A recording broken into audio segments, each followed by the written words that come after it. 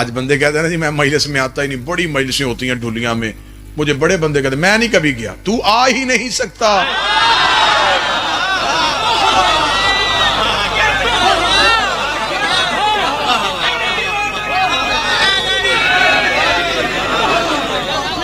کیونکہ وہ یہاں بھی آتے ہیں، اور جب وہ آ جاتے ہیں پھر رجس آ ہی نہیں سکتا۔ مجلسوں میں صرف ہم تو نہیں آتے، مالک بھی آتے، لہذا جب وہ آ جائیں، جہاں بھی وہ آئیں وہاں رجس نہیں آئے۔ تو یہاں صرف کناتیں نہیں لگی ہوتی، یہاں توحید کی باڑ بھی لگی ہوتی۔ نجس اور ہے، رجس اور ہے۔ نجس کہتے ہیں وہ جس کا بدن ناپاک ہو، رجس اس ناپاک کو کہتے ہیں جس کی روح ناپاک ہو۔ بدن پاک ہو جاتا ہے،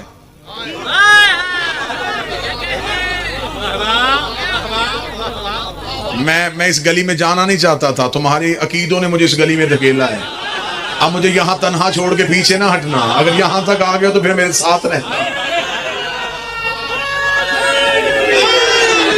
نجس کہتے ہیں ناپاک کو، لیکن وہ ناپاک جس کا بدن ناپاک ہو۔ رجس وہ ناپاک ہے جس کی روح ناپاک ہو۔ مرتا بدن ہے، روح نہیں۔ محفوظ رکھنا ہے روح کو، پاک کرنا ہے روح کو۔ نماز کی صرف رکعتیں جسم بناتا ہے، عبادت بدن نہیں کرتا۔ عبادت کرتی ہے روح۔ اچھا جس نے اٹھنا بیٹھنا تھا اسے پاک کر لیا،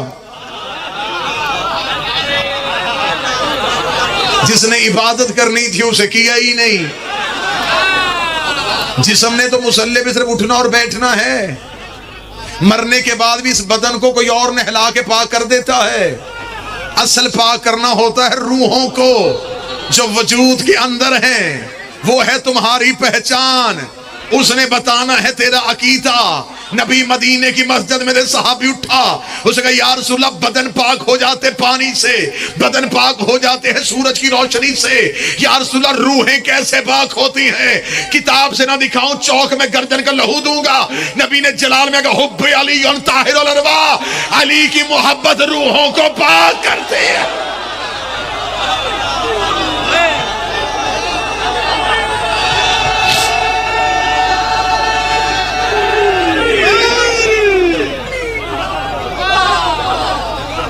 سیدہ عزت، شہزادی عزت، بسم اللہ۔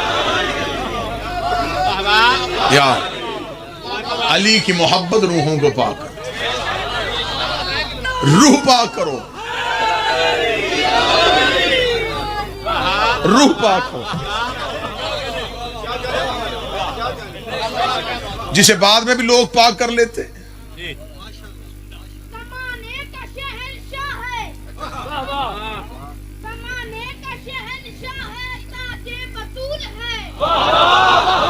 کیا بات ہے؟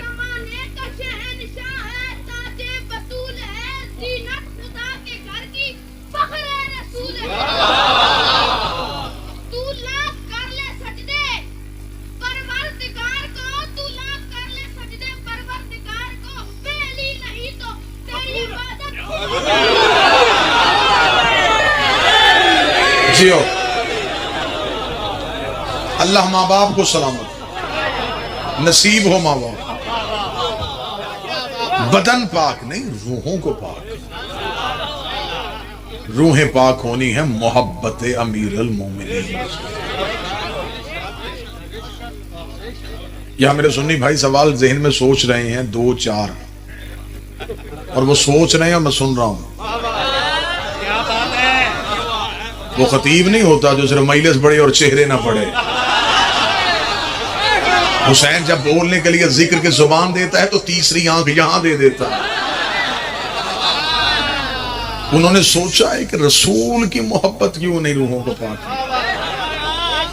رسول سے پیار کرنے والا علی کا دشمن ہو سکتا ہے، رسول سے محبت کا دعویٰ کرنے والا علی کا دشمن ہو سکتا ہے، علی سے محبت کرنے والا نہ اللہ کا دشمن ہے نہ رسول کا دشمن۔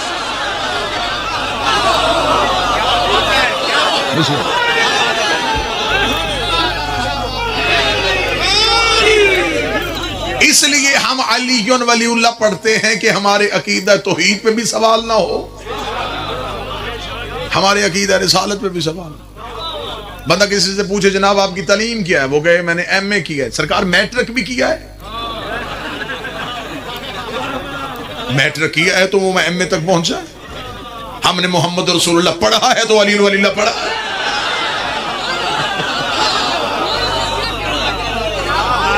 لہذا جتنے میرے اہل سنت بھائی تشریف فرما ہے، سانسوں کا یقین نہیں، لمحوں کا اعتبار نہیں۔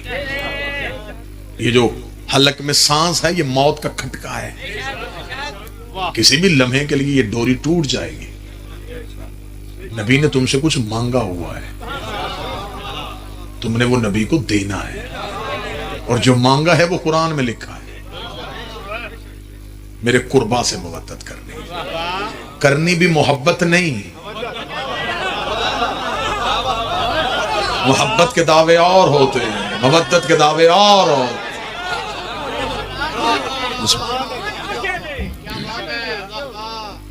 اور ہمیشہ مودت محبت کو پیچھے چھوڑ دیتا ہے۔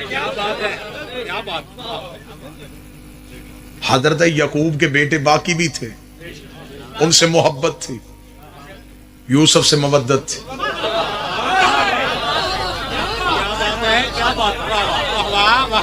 ابراہیم کے بیٹے اور بھی تھے، ان سے محبت تھی، اسماعیل سے مودت تھی۔ لیکن جب اسماعیل سے مودت ہو گئی تو خدا نے مودت کا امتحان لیا، اب اسماعیل سے محبت ہو گئی، اس سے مودت ہو گئی، محبت کی گردن پہ چھری چل گئی مودت بچانے کے لیے۔ لوگ ہم سے کہتے ہیں کہ تم زنجیر زنی کیوں کرتے ہو، ہمیں جسموں سے محبت ہے، حسین سے مودت۔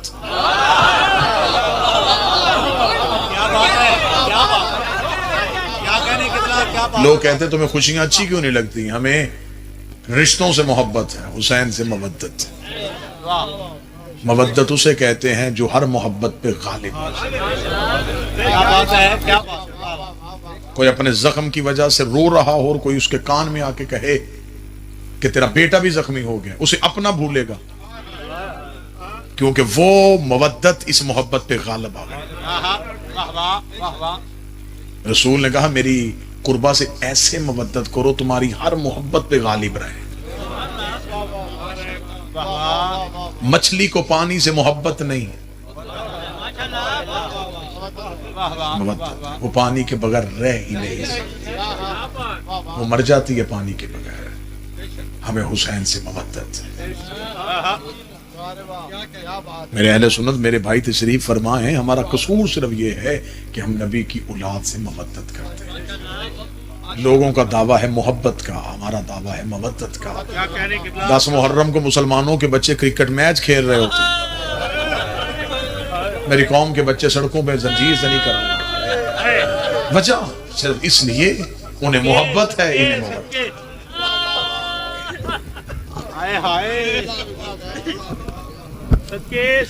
آج 22 جمادی الثانی، آج کا دن منسوب ہے امام حسن علیہ السلام کے دسترخوان سے۔ ایک وظیفہ مجلس کے حوالے سے ضرور دوں گا۔ آج کے دن اپنی توفیق اور استطاعت کے مطابق اپنے گھر میں ایک مومن کو بلاؤ، 2 کو بلاؤ، 4 کو بلاؤ، کسی کو نہ بلا سکو اپنے گھر کے بچوں کو بٹھا کے اپنے گھر کے دسترخوان کو نسبت دو امام حسن کے دسترخوان سے۔ مالک فرماتے ہیں پھر 22 جمادی الثانی کو اس دسترخوان پہ مانگی ہوئی ہر دعا آل محمد فوراً قبول کر لیتے ہیں۔ یہ دن مخصوص ہیں آل محمد کے، لہذا ان دنوں کو، ان لمحوں کو ضائع نہیں کرنا چاہیے۔ ہمیں منتوں سے مانگی ہوئی بیٹی سے محبت ہوتی ہے۔ وہ بیٹی بازار جائے، باپ سے پوچھے بابا میں نے بازار جانا ہے، باپ 7 سوال کرتا ہے کیوں جانا ہے، کس کے ساتھ جانا ہے، کس لیے جانا ہے، کتنی دیر تک جانا ہے، اگر کوئی ضروری ہے تو میں چیز لے آتا ہوں۔ ہر ممکن غیرت مند باپ اور بھائی کی خواہش ہوتی ہے کہ بہن اور بیٹی بغیر کسی ضرورت کے گھر سے باہر نہ نکلے. وہ بیٹی ایک بار آ کے کہتی بابا آج مجلس ہے. باپ کبھی نہیں روکتا، اس لیے کہ اسے بیٹی سے محبت ہے، حسین سے محبت. اکبر کے سینے سے برچی کھینچی حسین نے، رو کے برچی نکال کے منہ آسمان کی طرف کر میرے اللہ اکبر کا ایک بال بھی توڑ کے نہ دیتا، لیکن اکبر سے محبت ہے، توحید سے مودت. علی کی بیٹی کی چادر چھن گئی، پردے سے محبت تھی، توحید سے مودت تھی. اس گھر نے اللہ کی مودت کا حق ادا کر دیا ہے. ہم تو وہ امتحان دے ہی نہیں سکتے جو انہوں نے دی. وہ توحید کی مودت انہوں نے ادا کر دی ہے. اب ہمیں صرف ان سے مودت کرنے کا حکم ہے. یہ راضی ہو جائیں، یہ جیسا چاہتے ہیں ویسا ہو جائے. شیعہ سنیوں، اتنا دین پہ خرچہ کسی نبی کے بیٹے کا نہیں آیا جتنا دین پہ خرچہ علی کی بیٹیوں کا. یقینا میرے اہل سنت بھائی مجلس میں شریک ہیں، آپ مجلس میں آئے ہیں. میں نے پہلے ہی لمحے میں کہا تھا کہ آپ ہمارے نہیں حسین ابن علی کے مہمان ہیں. میں امام حسین کا ذاکر ہو کہ آپ کی منت کرتا ہوں، مجلس تمام ہو آپ اپنی کسی بھی مرضی کے پسندیدہ عالم دین کے پاس جائیے گا، اس سے کہیے گا ڈھولیا میں مجلس تھی، میں تھوڑی دیر کے لیے مجلس میں گیا تھا، وہاں ایک حسین کا ذاکر آیا تھا، اس نے چند باتیں کی ہیں مولوی صاحب میرے دل کو ٹھیس لگی ہے. اس سے جا کے سوال پوچھنا، اسے کہنا ہمیں صرف اتنا بتا محمد کے جنازے میں کتنے لوگ تھے. یہ احسان کرنا. جتنے میرے سنی بھائی بیٹھے ہو، میں نوکر بن کے اپیل کر رہا ہوں. میں نے تم سے کوئی شیعہ کتاب کا حوالہ نہیں دیا، صرف جا کے اتنا پوچھنا ہمیں بتاؤ نبی کے جنازے پہ کتنے لوگ تھے. 11 لوگوں نے تمہارے نبی کا جنازہ پڑھا یا 13 لوگوں نے.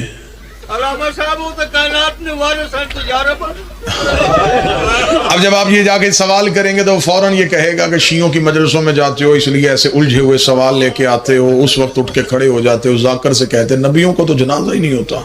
اسے کہنا ٹھیک ہے، مان گیا میں تیری بات، جو بات اس نے کرنی اس کا سوال کا جواب میں ابھی دے دیا. ٹھیک ہے، نبی کا جنازہ نہیں ہوتا.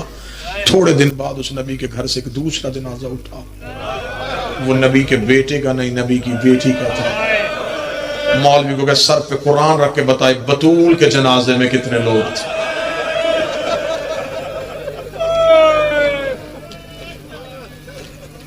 مرنے کے بعد لوگ بیٹیوں کو تو نہیں چھوڑ دیتے. جو جواب وہ دے گا میں فوراً وہ بھی جواب دے دیتا ہوں. وہ کہے گا وہ پاک بی بی کا جنازہ تھا، علی نے کسی کو بتایا نہیں تھا، آدھی رات کو اٹھا دیا، حالات ایسے تھے، علی نے دفنا دیا، علی نے کسی کو خبر نہیں ہونے دی. اسے کہا چل یہ بھی بات مان لیتے ہیں. اور سر پہ قرآن رکھ کے کتنی دیر ضد کرنی ہے. ہمیں اتنا بتا تھوڑے عرصے بعد اس محمد کے گھر سے تیسرا جنازہ اٹھا، وہ محمد کے بیٹے کا تھا. بتا مدینے میں تیر مارنے والے کون تھے؟ مدینے میں کوئی یہودیوں کی بستی تھی؟ کوئی عیسائیوں کے گھر سے؟ زخمی ہو کے آیا ہے تمہارے نبی کا بیٹے کا جنازہ. 70 تیر لگے ہیں حسن کے جنازے میں. سر پہ مولوی کا قرآن رکھ کے پوچھ وہ تیر مارنے والے کون تھے؟ دشمنیاں زندوں سے ہوتی ہیں، جنازے پہ کیوں مارے گئے؟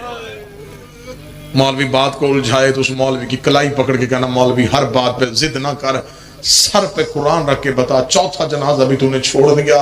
اب ہمیں بتا ایک محمد کا اور بیٹا تھا، اس کا تو نہ کسی نے اٹھایا.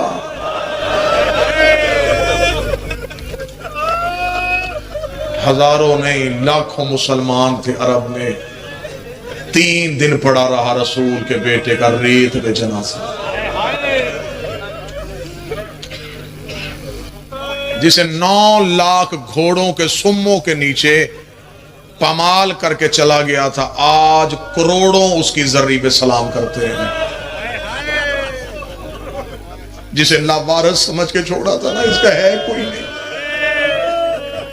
جا آج کربلا میں جا کے دیکھ، کبھی 2.5 کروڑ، کبھی 3 کروڑ لبیک یا حسین کہتے ہوئے حسین کی زری پہ، سونے کی زری ہے میرے بادشاہ کی، سونے کا تاج ہے حسین کی زری پہ پڑا ہوا۔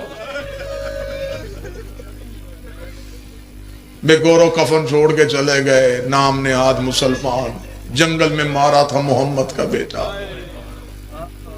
کہ کسی کو خبر ہی نہیں ہوگی کہ کس نے مارا، کسے مارا، ہم نے دور جا کے جنگل میں مار دیا محمد کا بیٹا۔ یہ آبادی میں قتل نہیں، انہوں نے ویرانے میں قتل کیا تھا، قتل چھپانا چاہتے تھے، لاش کے قریب سے ایک بہن گزری، بدے ہوئے ہاتھوں سے بھائی کی لاش پہ بیٹھی رو کے کہتی یہ چاہتے ہیں تیرا قتل چھپ جائے، میں بہن ہو کے وعدہ کرتی ہوں میں تب تک آؤں گی نہیں جب تک دنیا کو نہ بتاؤں میرا باغی نہیں نواسی۔ ایک روایت کا ٹکڑا سنو، اجازت دے دیں۔ میں مقصود بھائی روایت پڑھنے سے پہلے اس مجمع سے معافی مانگ کے کہوں گا روایت سخت ہے، جتنے سیدزادے بیٹھے ہیں بابا جی روایت سخت ہے، ثاقب بھائی روایت سخت ہے، میں نے پہلے بتا دیا روایت سخت ہے۔ اکثر لوگ کہتے ہیں مصحف سخت نہیں پڑھنا چاہیے، میں ممبر سے کہتا ہوں مصحف ہے ہی سخت، مصحف نرم ہوتا تو سجاد لہو روتے۔ یہ بھی مولا کا فرمان ہے، ہماری مصیبت میں بھی پردہ نہ ڈالو، دنیا کو بتاؤ ہم نے دین کیسے بچایا۔ جو کربلا کے ظاہر بیٹھے ہیں میں زحمت بھی نہیں دوں گا تمہیں ہاتھ اٹھانے کی، جو یقیناً جہاں بیٹھا ہے وہ حسین کا ظاہر ہے، جو نہیں گیا میری ممبر سے دعا ہے آج 22 جمادی الثانی امام حسن کی عزت کے صدقے مولا اسی سال تمہیں کربلا لے کے جائے۔ جب کربلا جاؤ تو نوکر کا پہلا جملہ ذہن میں رکھنا، وہاں بھی گریہ کرو ماتم کرو تو نوکر کے حق میں دعا کر دینا۔ امام حسین کی ذری سے باب سدرہ، سدرہ سے باہر نکلو، جو شاہراہ ہے، جو سیدھا رستہ ہے دریائے فرات کے کنارے پہ جاتا ہے، دریائے فرات کے کنارے پہ ایک مسجد ہے جسے کہتے ہیں مقام صاحب الزمان۔ اس کے بارے میں 2 روایات ہیں۔ پہلی روایت یہ ہے کہ جب بھی 12واں کربلا میں آتا ہے یہاں آ کے پہلے نماز پڑھتا ہے، پھر یہاں سے سر سے امامہ اتار کے دادے کی قبر کی طرف نوحہ پڑھتا ہوا جاتا ہے۔ پاکستان سے دنیا سے جو بھی زائر جاتے ہیں سالار انہیں کہتے ہیں آئیں تمہیں مقام صاحب الزمان کی زیارت کروائیں۔ مقام صاحب الزمان پہ جا کے مجلس ہوتی ہے، گریہ ہوتا ہے، لوگ پوچھتے ہیں یہاں اور کیا ہوا تھا، وہاں پڑھنے والا ذاکر عالم دین تمہیں بتائے گا اس جگہ کی دوسری خاصیت یہ ہے جب حسین گھوڑے سے گرے تھے تو حسین یہاں گرے تھے، یہ پہلی جگہ ہے جہاں حسین نے سجدہ شکر کیا تھا، لہذا آج تک حسین کا ہر عزادار وہاں آ کے اسی سجدہ شکر کی سنت کو ادا کرتے ہوئے وہاں ایک سجدہ حسین کے نام کا کرتا ہے، پھر وہ حسین کی زری کی طرف جاتا ہے، وہاں پہ کھڑے ہوئے کسی عالم دین سے پوچھنا حسین گھوڑے سے گرے کہاں تھے، وہ کہے گا یہاں، سجدہ کہاں کیا تھا، وہ کہے گا یہاں، پھر نوکر کی یہ گزارش ہے وہیں پہ کھڑے ہو کے حسین کی زری کی طرف دیکھنا، وہ قدموں کا فاصلہ نہیں، وہ اچھا خاصا فاصلہ ہے جو حسین کی زری تک ہے۔ میں 2009 میں بابا جی پہلی بار گیا، میں ساتھ ساتھ لکھ رہا تھا، میں نے پوچھا یہاں کیا ہوا تھا، انہوں نے کہا یہاں حسین گھوڑے سے گرے تھے۔ میں نے کہا حسین نے سجدہ کہاں کیا، انہوں نے کہا میں نے کہا میں نے تو مقتل کی کتابوں پڑھا حسین سجدے میں تھے جب ملاؤں نے خنجر سے سوا کیا، تو حسین کا سجدہ یہاں ہے، غریب دفن وہاں کیوں ہے؟ زری ہے راجہ صاحب ٹیلہ زین بھیا کے سامنے، حسین گرے یہاں پہ ہیں، دفن وہاں پہ کیوں ہے؟ میں وہاں پہ جتنی دیر بیٹھا رہا میں روتا رہا سوچتا رہا، خیر میری پہلی دفعہ تھی، میرے عقل میں بات نہیں آئی کہ یہ روایت ٹھیک نہیں ہے یا وہ روایت ٹھیک نہیں ہے۔ میں روتا روتا مغربین کی نماز کے لیے حسین کے حرم میں آ گیا، نماز پڑھنے کے بعد میں نے حسین کی زری پہ ہاتھ ڈالا، میں نے کہا بادشاہ درد کھا گیا ہے، مجھے سمجھ نہیں آ رہی گرے وہاں ہے دفن یہاں کیسے ہو گئے؟ بادشاہ تیرا تو لاشیں اٹھانے والا کوئی نہیں تھا، تجھے یہاں تک کون لے کے آیا تھا؟ میں حسین کی زری سے نکلا، میں روتا ہوا حرم میں پھر رہا تھا، میں نے دیکھا ایک سیاہ لباس میں، سیاہ امامے میں ایک شخصیت زیارت پڑ رہی ہے۔ میں نے ان سے جا کے پوچھا عالم دین ہے؟ انہوں نے کہا ہندوستان سے میرا تعلق ہے۔ میں نے کہا اردو سمجھتے ہیں تو میں حسین کا ذاکر ہوں، مجھے صرف اتنا بتا حسین گرے وہاں ہے، دفن یہاں کیسے ہو گئے؟ حسین اترے وہاں پہ تھے، یہاں تک لاش کو کون لے کے آیا؟ جو روایت حسین کے حرم پہ عالم دین نے سنائی، تم پہ واجب ہے ماتم کرنا، اس عالم دین نے سر سے امامہ اتارا، میری کلائی پہ ہاتھ ڈالا، مجھے حسین کی زری پہ لے کے گئے، حسین کی زری پہ ہاتھ ڈال کے کہنے لگا پھر گواہ رہنا، تو نے مجھ سے پوچھا ہے حسین اترے وہیں پہ تھے۔ جب حسین گھوڑے سے اتر گیا، کمینے نے حسین کی زلفوں پہ ہاتھ ڈالا، یہ حسین کے بدن کو لیتا ہوا اس ٹیلے کے قریب آیا۔ ایک کالے برقعے والی بی بی رو رو کے کہہ رہی تھی زلفوں سے ہاتھ نکال، میں نے چکیاں پیس کے پالا، اوے اکبر کا مارا، اوے عباس کی لاش اٹھا کے تھکا۔